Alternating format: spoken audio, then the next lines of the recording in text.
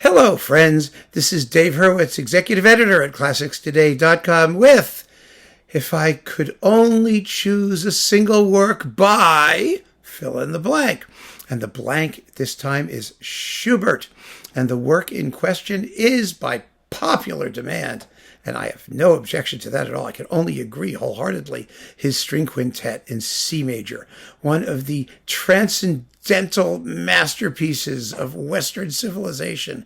Unbelievable piece of music. Really an unbelievable piece. Now, I just want you to know, because we are creating this list, because we have been commanded to by the god of classical music, Cancrazans. Some of you have problems with that word. It's C-A-N-C, R-A-Z-A-N-S. Yes, Cancrazans. It's just like it sounds. It's totally phonetic. You can Google it. Look it up. It's easy.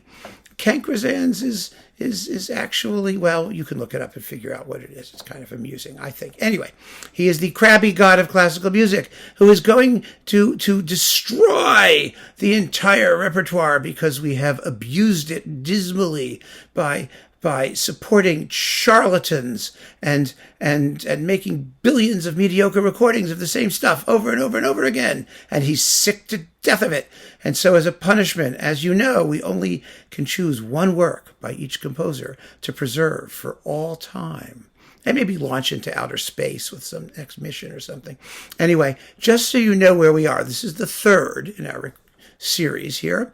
I'm going to be posting the where we are to date list below this video, the description, so you'll know what we've covered, because what we've covered can never be revisited unless through some unbelievable miracle of something you manage to persuade all of us that we should revisit a particular composer. But at the moment, we've done Ravel, and we've done Bruckner, and now we're doing Schubert, and the work in question must be the quintet. Now, let us talk about Schubert and the quintet.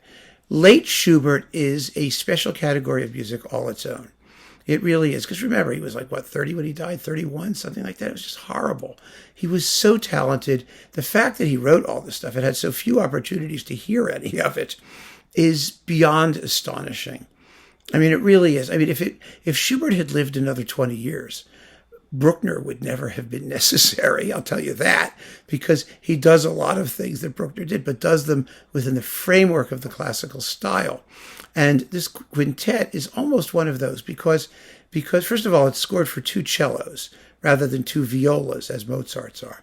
So it gives you an extra rich tone at the bottom end of the ensemble. It has a certain inherent darkness, which, it doesn't preclude brilliance or violins and high notes or anything like that, but a richness and a mellowness of timbre, which is really quite beautiful and very striking, especially in the second subject of the first movement, where you hear those two cellos, right? Ya-da-da-da-da-da-dum, ya-da-da, ya-da-da-da-da-da-da-da-dum. I mean, it's just unbelievably beautiful. And then you get the slow movement, this adagio, which is without question one of the great spiritual pieces before somebody like Bruckner. And even more so than Beethoven, it has a stillness, a trance-like quality to its outer sections anyway. And at the same time, it's timbrally fascinating. These endless sustained notes in the strings, which you have to play with a good measure of vibrato. My God, can you imagine that with like no warmth whatsoever? And they barely move. And underneath you have individual pizzicato notes just plucked out gently. I mean, it's incredible how much color Schubert writes into a moment of stasis. I mean, that's what makes it so fascinating. That's what gives it this unbelievable tension. And it's just an incredible thing. Then the scherzo is a hunting piece. Dun, da, da, da, da, da, da, dum, bum, ba, da, it's a hunting thing. And the strings imitate really the sound of hunting horns, and they do it quite well.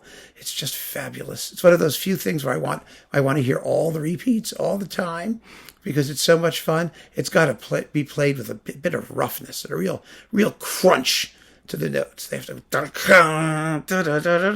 and then the finale, which begins kind of in a minorish type key, doesn't decide whether the piece is going to end happily or not until the very, very end. I mean, it's just, and the end, and by the way, the finale has no finale issues. I mean, it's not one of those finales that goes on too long or has some formal problems, doesn't know what it's going to do. It's perfect. The whole work is just perfect. And the fact that it came out of this guy who was dying and had weeks to live, it's just unbelievable.